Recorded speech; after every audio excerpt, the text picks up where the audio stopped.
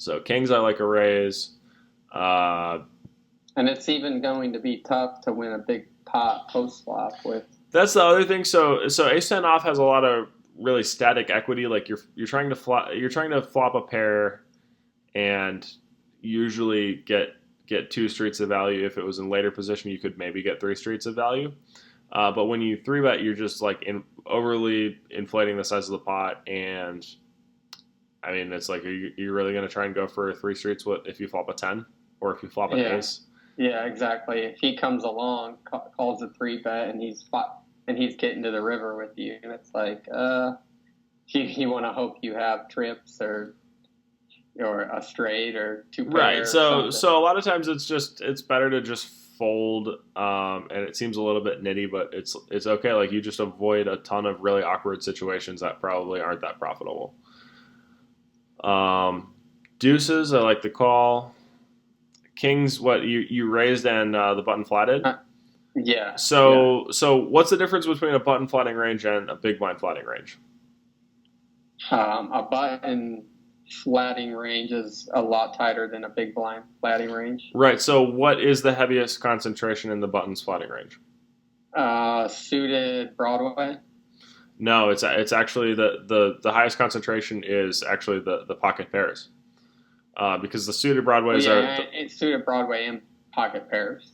yeah. So like the But suited like sevens plus, six plus, yeah. maybe not like deuces or threes, but No, no, human no, no. opponent, But yes. against live opponents, they're actually flatting. They're still flatting the deuces and sixes, and that's going to go on forever. Like nobody's ever going to change that.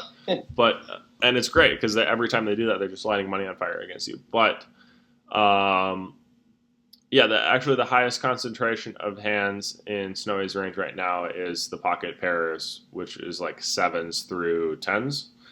And Um, not to mention when I have kings in my hand and there's two queens on board, there's a lot less suited Broadway hands that that button can have anyways. So well, I and then can't it's also that. do you see that it's impossible for him to have king queen suited on this board?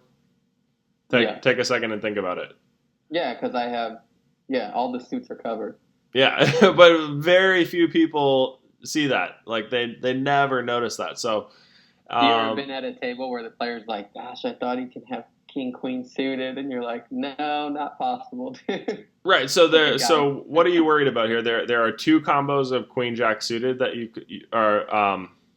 Yeah, two combos of queen jack suited, right? And then yeah, there is a little bit of ace queen off in his range. He never has queen ten suited here, and then there are three combos of fives. So you pretty much always have the best hand on this board, and there are a ton of pocket pairs that are just never going to fold. So I would follow through, and a lot of times I'll actually bet a little bit bigger. I would make it like $4 here, and seem everybody thinks that Hunter's crazy. why is Snowy advising to bet For or sorry to check?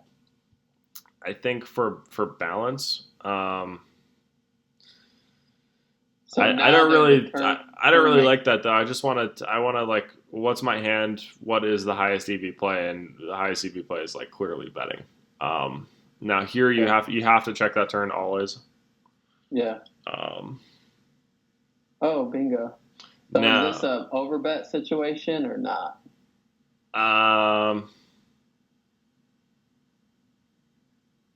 That's something we were supposed to discuss. A couple ways back. It's like overbetting. You said you've been studying a lot about overbetting turns and rivers and good I stuff to overbet do. turns and rivers probably five times more often than your typical live cash player, and it's like significantly increased my hourly, probably $10 to $15 an hour over the last year and a half. Hmm. Um, but it's like it's not something that I just recommend my students just go out there and start like firing away because there are so many variables in the hand Yeah. reading process. So like here, if you had bet the turn and Snowy called, I would suggest overbetting the river. But since the turn went check check, Snowy never has a flush and it never has No. fives full A or queen. sixes full.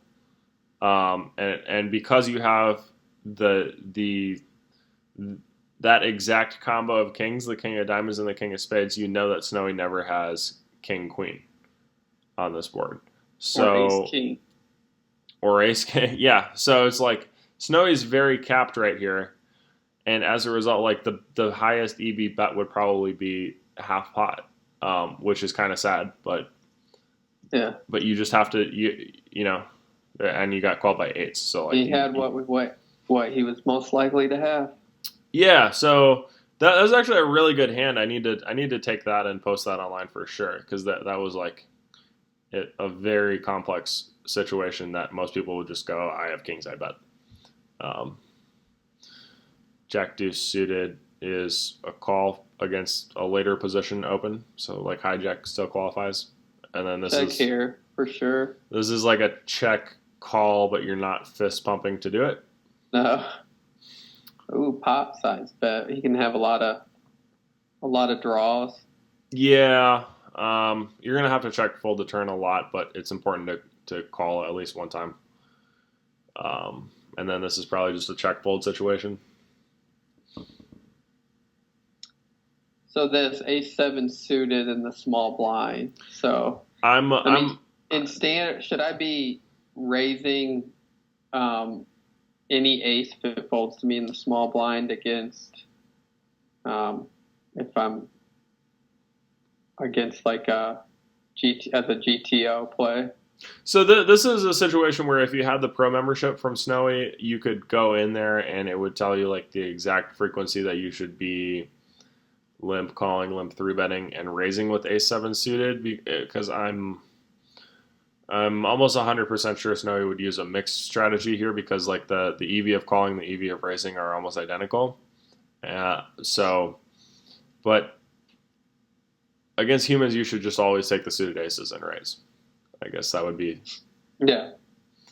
And then 6-5 suited here, I like squeezing a lot with that hand.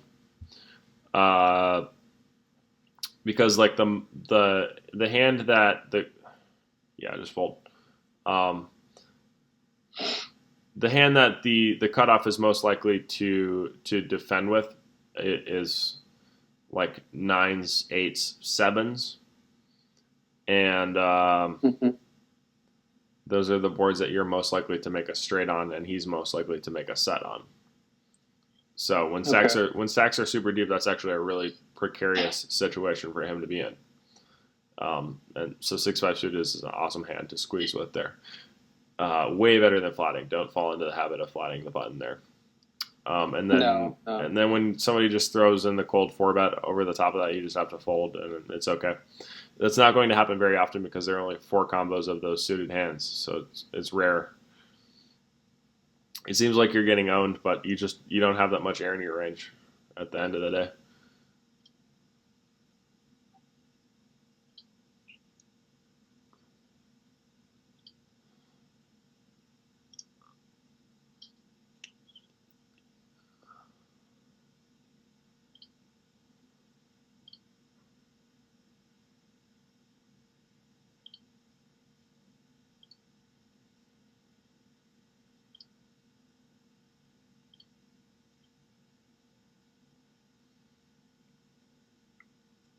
Okay, ace, queen off,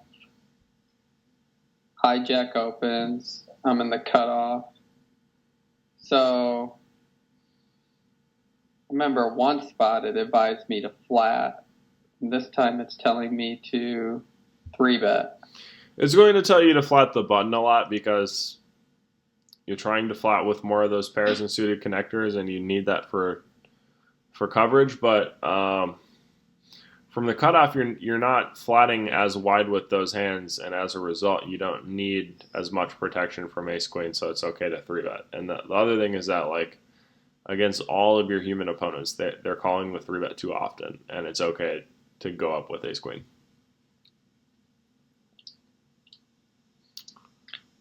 Ace jack off, cutoff opens. Always 3-bet. Yeah.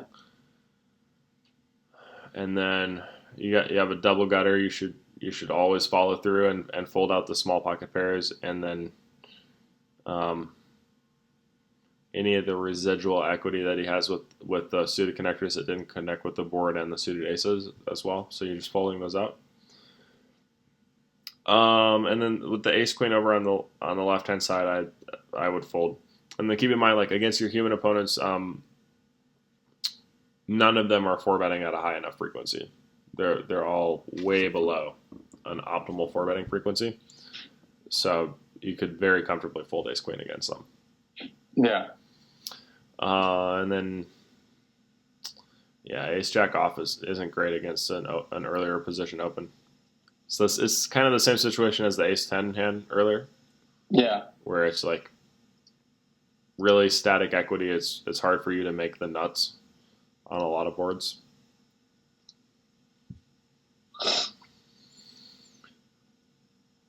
That's something that I spend a lot of time thinking about, like static versus dynamic equity. In big bet games where the size of the pot multiplies exponentially, you need to be able to make straights and flushes. And it's really hard to do that with ace jack offsuit. 7-8 suited, I like calling. Just end the action, take your equity. And then, yeah, check fold, nice hand.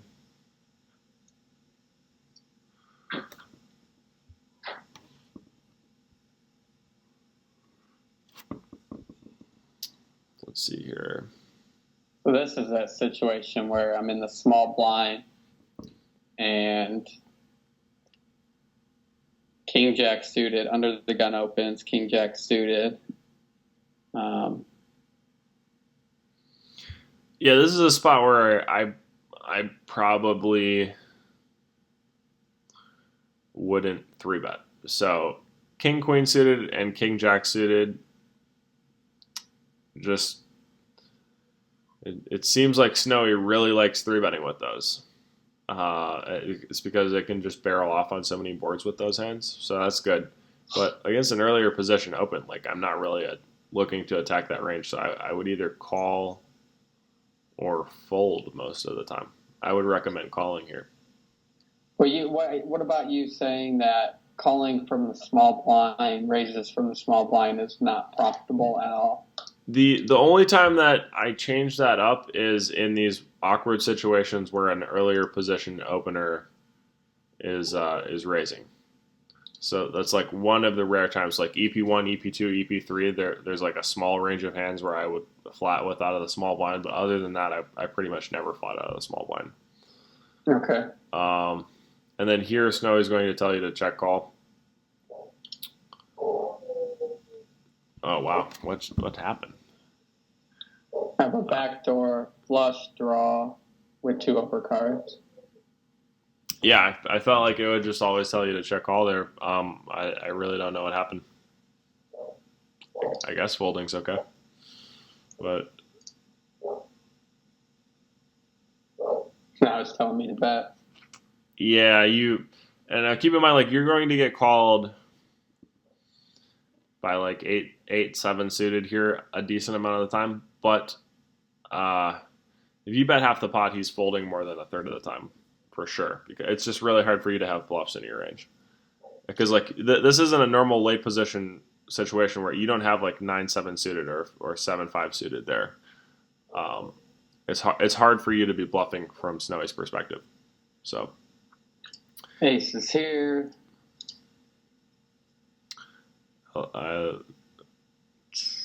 Okay, so at 100 bigs, you always just stuff, get it in.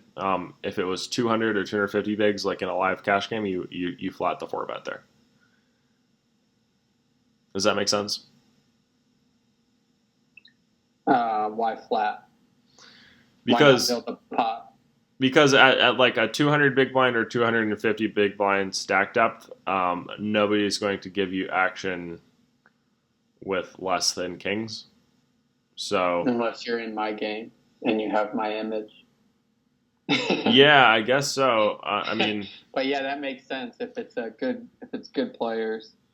So and like unknown. Yeah, so I would just recommend like flatting your whole range against the 4-bet when you're really deep. But at like 120 big blinds or less, it's okay to just stuff here, and because Snow's calling off with like jacks or tens plus and ace king.